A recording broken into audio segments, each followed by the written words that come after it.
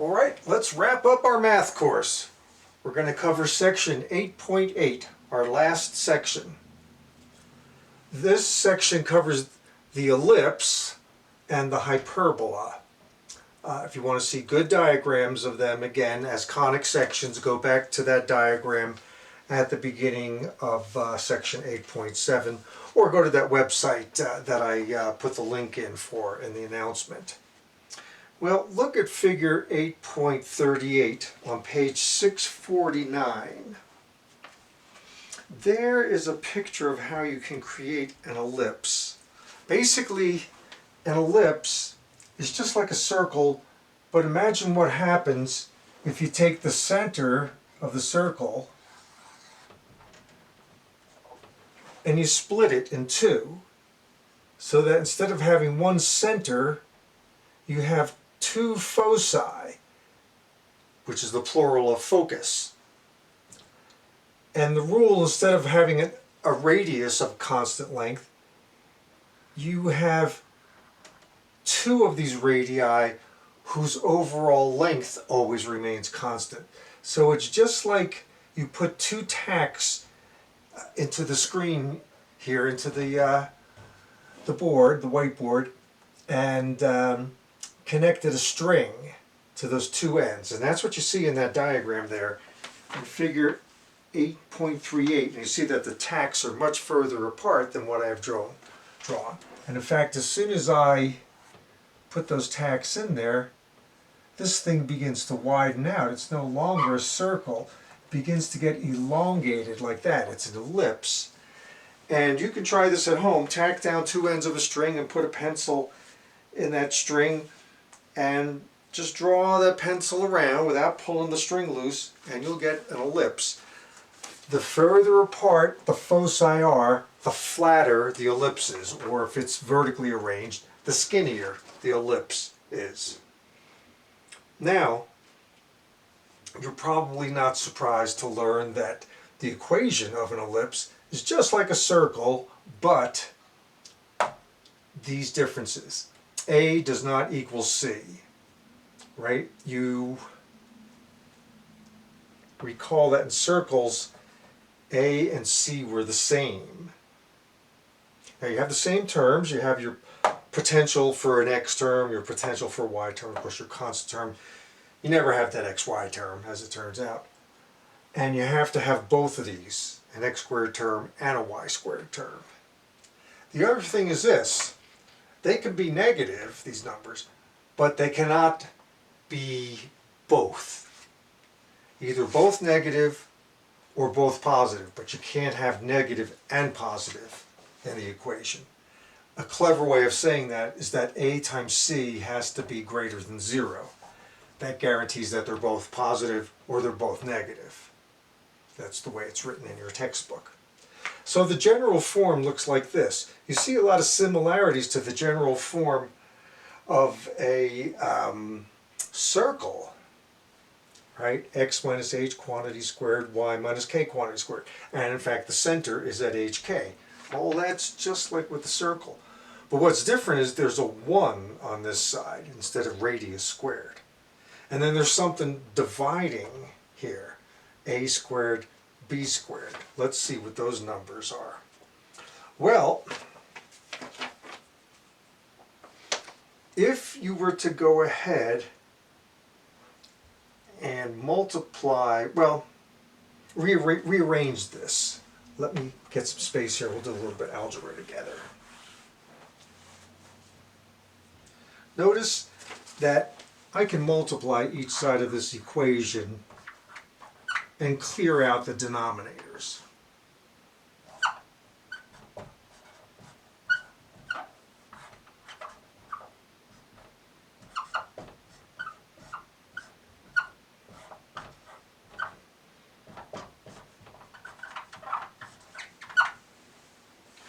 All right. This is going to have the effect of clearing out both of these denominators. So I'll end up with b squared times x minus h quantity squared plus a squared times y minus k quantity squared equals a squared b squared. So now it looks a lot like the equation for the circle. There's some number over here. Here I've got it written as two squares multiplied together. I mean, if you felt like it, you could go like that and say, oh, yeah, well, okay, now it looks even more like that r squared on the right-hand side of the circle. But what's different is this. There are numbers multiplying these binomials that are being squared. And that's where we're seeing A is not the same as C. They're different. Okay, so that's the difference between a circle and ellipse in terms of their equations. So let's go ahead and work through example 2, and you'll get a good feeling for this, I think.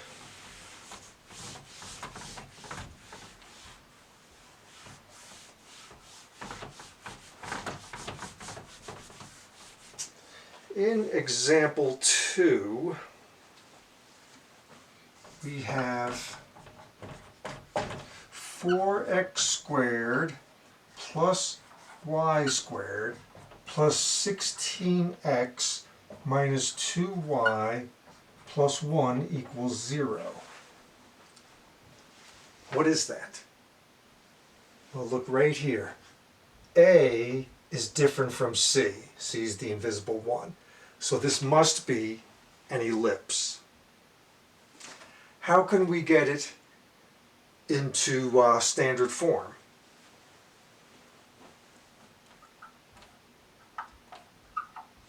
Well, you'd have to use completing the square, and of course, all algebra students find that painful, right? That was the method for solving a quadratic equation that was so painful that I showed it to you once but never required you to do it. It's a handy technique, and that's how you answer this question here, getting something from this, this general form here to this standard form. When you do all those nasty algebraic steps, you arrive here. Notice how we divide this side of the equation by whatever we need to make it 1. In this case, we would have had a 16 left over here, and we just divide each side by 16, we get to this. Okay. Once we get into this form, we see that the center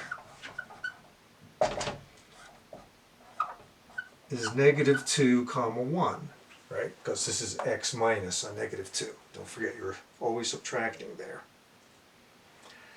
And you're probably wondering, what do these numbers mean? Well, you have to look at what they are squared. 4 equals 2 squared. 16 equals 4 squared. What this is telling me is that since 2 squared is dividing into the x expression, this is my left slash right size, so to speak. And this is my, since it's dividing into y, is my up-down size.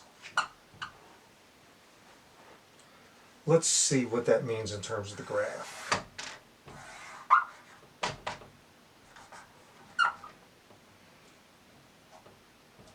Negative 2, negative 4, positive 2. Positive 2, positive 4. Negative 2, negative 4.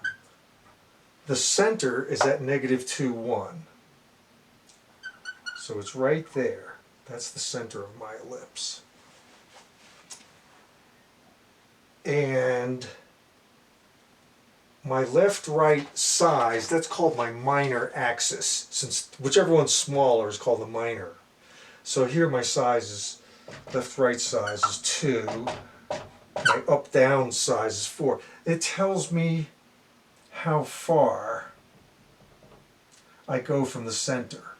So since the left-right size is 2, I'm going to go out 2 to here, and out 2 to there. So those points are actually going to be on my ellipse. Of course, the center's not part of the ellipse, or center's not ever part of the circle. But these are going to be the ends of my minor axis. Again, I call it minor because it's smaller than the other one. This is my major axis. It's going to go from the center up 4.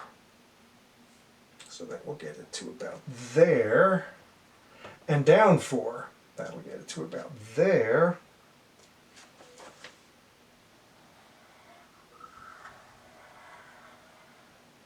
So my ellipse must look like that. And that is how you graph an ellipse. But what I'd rather have you think about is this on page 656. Do numbers 18 and 20. And those problems are asking you not to graph, but just to identify whether the equation is the equation of a circle or the equation of an ellipse.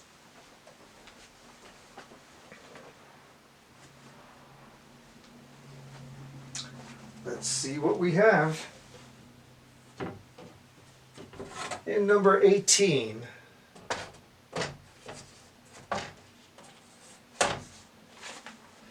x squared over 50 plus y squared over 50 equals 1.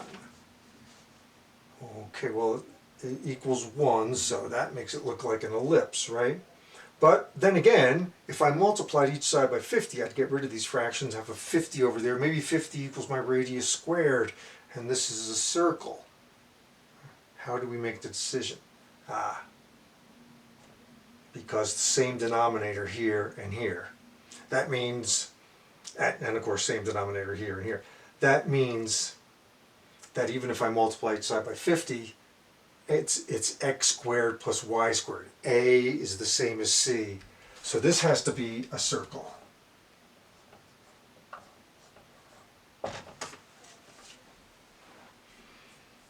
Now, how about the second one? Here we have something in a different form. It's in general form. Everything's pushed over to the left on one side, so it's set equal to 0. There's an x squared term, there's a y squared term, x term, y term, constant term. Okay, nothing illegal. So this is a conic section, and in fact, it's either a circle or an ellipse, because I have both of my squared terms. It's definitely not a parabola. So, what am I seeing? Again, I want to look at A and C, and it's the same decision as above. Here I see that A is not equal to C. A is 4, C is 2. This is not a circle, this is an ellipse.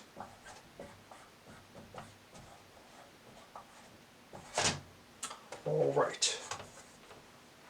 So, that's a little bit more knowledge about circles and ellipses for you.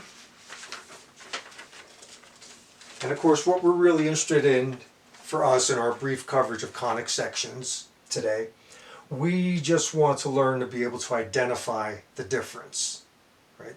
You're not going to be graphing these things on the final exam, but you will be asked to look at graphs and say it's different. Like this football shape, oh, that's an ellipse, that's not a circle, it's certainly not a parabola. And you're going to have to look at the graph of a hyperbola and say, that's a hyperbola. You have to be able to identify that stuff. And you're going to have to look at equations of these shapes and say, oh yeah, that's an ellipse. Oh, and that one over there, that's a circle. You have to be able to identify that stuff. Okay, our final shape, our final conic section is the hyperbola.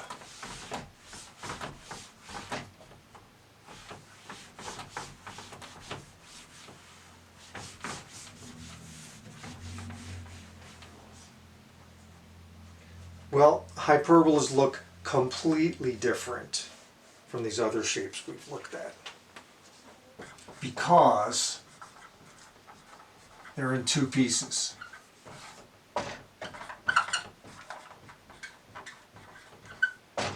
All the others are just one piece. So this looks radically different. On page 652, you see two possibilities for hyperbolas. You can have a horizontal hyperbola, and you see the diagram there on the page.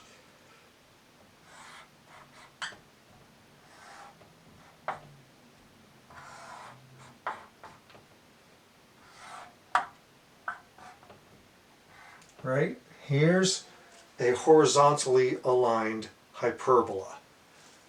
It's a simple one because it's drawn so that the center is right there. Right? This is the point right between the two vertices of the hyperbola, of the sections of the hyperbola. These are not parabolas. They're different shapes.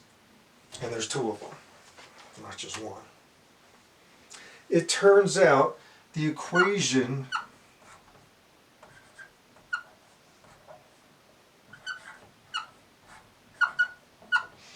for a hyperbola, horizontally aligned hyperbola with center at the origin, is this very simple formula here.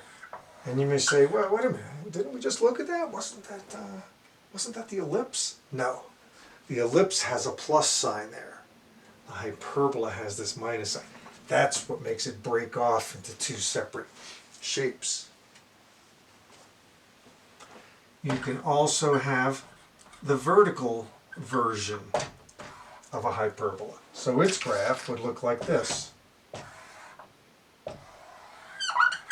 Well, if I draw it so that it has center at the origin, it's going to look more like that.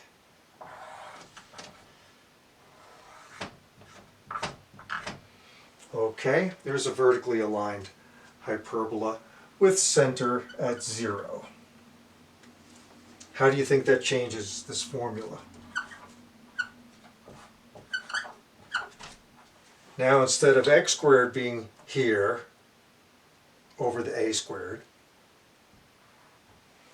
it's the y squared.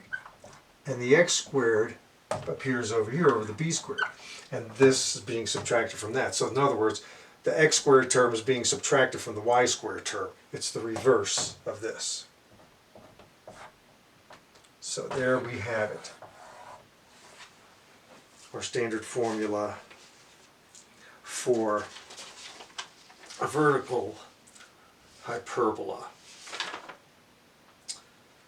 Next, we want to learn how to generalize this. That is, be able to shift it around so it's not centered at the origin, but that it's centered anywhere we want in the plane. And when we come back, we'll do that.